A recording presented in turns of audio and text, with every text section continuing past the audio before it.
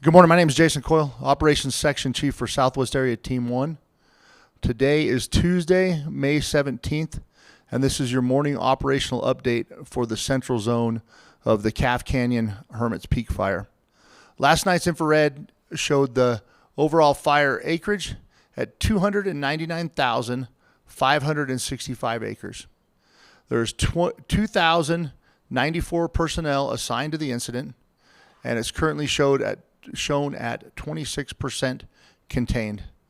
So before I go to the map, which I am going to go to the map, and I intend on calling 518 Road the right road when I go to that map, I wanted to give you an update about last night's activity. So yesterday we had an inversion set in early. So with basically, it's like when you shut the flue on your wood stove, and it led to some decreased fire activity. The efforts that we've been making to try to get that fire that's above or south of Chacon on the east side down to the road, so we can feel better about recommending people to return to their homes in that area. Didn't move much last night on account of that weather and the higher humidity that we saw yesterday from those thunderstorms. To our knowledge, we didn't get any measurable precipitation anywhere across the fire, but we didn't expect any. The good thing is that the winds associated with that cold front, with those storm clouds and the thunder cells that built near the area, didn't have any negative impact on the fire either. And as I go to the map, I'll be able to tell you why that was. The other thing about last night was that they continued to patrol around the homes and the structures in there, and didn't see very much heat next to the fire. So as we get some wind on it, very much heat next to the control lines. As we get that wind on it today, and as things clear up, we expect that to change, to see more heat along there. But the longer you can delay that heat getting active, the more time it has for the fire to consume those fuels, and the less likelihood there is for them to come outside of the line. So all in all, yesterday and last night was a win. And we'll go to the map, talk about what we did and what we're going to keep doing. I started to hear some things that I drew on the map here. So one of the things that's going to be, that is a component of our overall strategy, is the ridge system that runs from Trucas Peak all the way up here to the Hakarita Peak. Anyways, below where it says branch 2 here. So, this ridge is mostly bald, and there is a little bit of fuel that crosses it. And so we're basically saying that feel like there's about 80% likelihood that we can hold fire within that area. What that does is that gives us an opportunity then to look at ways to find favorable terrain and tie lines into it on the west side of the fire's edge right here, and south of the 518 road, and create a perimeter. So there's work ongoing right now to make sure that that's the right line location. As I go around and start talking about the perimeter, and then we'll go in along the roads on the work that's being done in the communities. There's kind of I guess you could call it a competition, or a little bit of a dichotomy that occurs when we're out here doing this work. So there's a need to quickly get these lines put in prior to the fire moving to the northwest and getting across those lines. There's also a need to make sure that those lines are placed in the right place. If we put the line in the wrong place and we exert effort that is unnecessary and unhelpful, and then we try to relocate it, we may have lost the only opportunity we have to get in front of that fire. So I think one way to look at it is explore, exploit. So we explore options looking for the best line location, and then as soon as we feel that we have an adequate degree of confidence in where that line location is relative to the current fire location, the fire behavior, and what we expect to occur, then we exploit those opportunities. We may decide to exploit an opportunity down here and then realize that it's more pressing to exploit an opportunity somewhere else on the fire. When that occurs, we need to take it in the time it takes to get heavy equipment off the line, get it on low boys, move it up, and see if it's still appropriate to change the tactics that are necessary to support the strategy. We also know that this is something that should be intentful, and we talk about those priorities every morning among all the divisions and all the branches, so the people that supervise the individuals in the field, to make sure that we're all on the same page. And we continue to improve that every day, because It's a difficult environment to make sure that happens in, but it's a priority to make sure it happens. All right, so going around the map, 518 Road North, all the way to this ridge system. That's going to be our control line on the west side, our primary control line. I'll explain why that's primary and what we intend to do interior. Any improvements, any structures or anything that are on adjacent to that line, structure protection will continue just like it has along the 518 by Las Mochas and then down to Angostura. That structure protection is looking good in here, is completed in here. Some small improvements are being made, and then they'll continue that work up to the north. This ridge line is going to be our primary control line, as I stated before. The reason for that is that it is the one that we think has the best opportunity of being able to prevent the fire from going north of it, and that allows adequate time for us to complete that line. Going back to the east on the Osho Ridge, this line is going to be put in next. So we're going to clean out the 76 road that's up on top here, all the way from the Luna Fire north around Osho, up past Osho Peak, and then up to Highway 64. After we get that line in, we're going to look for opportunities to go behind via Escondido and tie line in up here in the event that fire gets across here. We're also going to look at opportunities to put line in, improve this road system, and tie back into the Luna Fire at the end of the B003 east of Chacon. Additionally, we're going to look at opportunities to tie the Luna Fire back into the fire's edge on the west side of Chacon. So that's basically intended to segment the fire.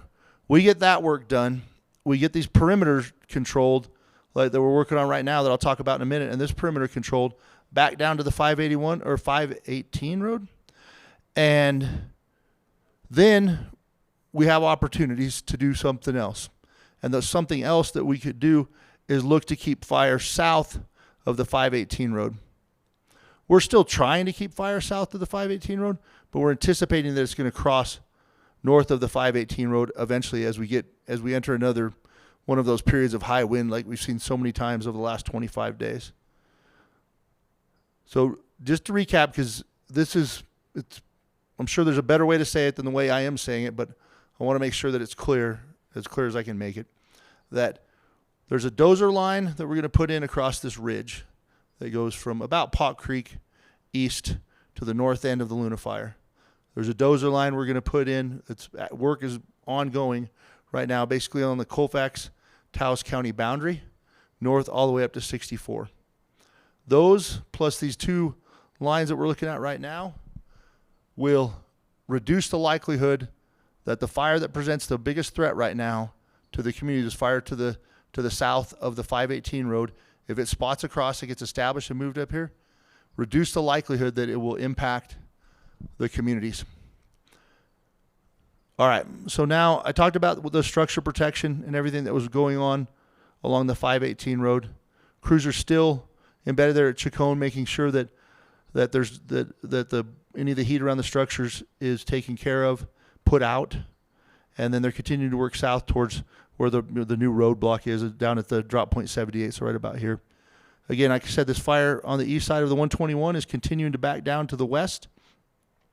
Going around, everything's looking good up the 434 corridor, up towards Guadalupita and then to Sierra Bonita.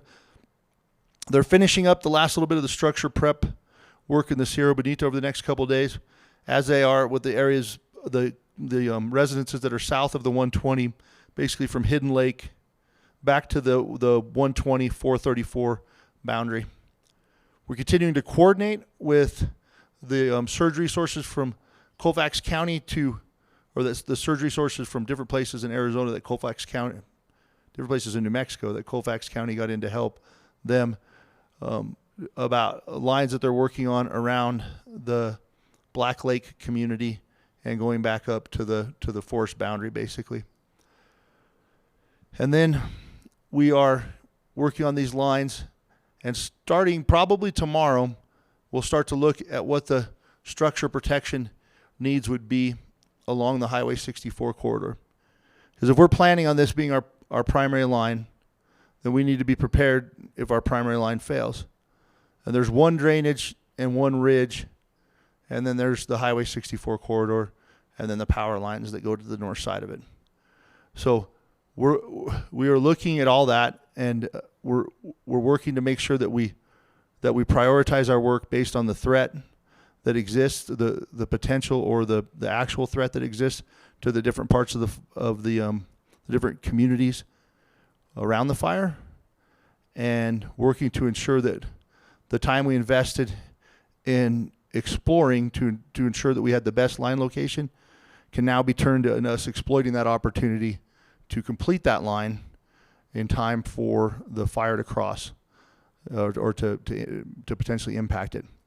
And if the fire does not impact it and we're able to keep it south of the 518 road, then we'll absolutely look for every opportunity to reduce the acreage and keep it south of the 518 road. So last thing I'll let you know is that,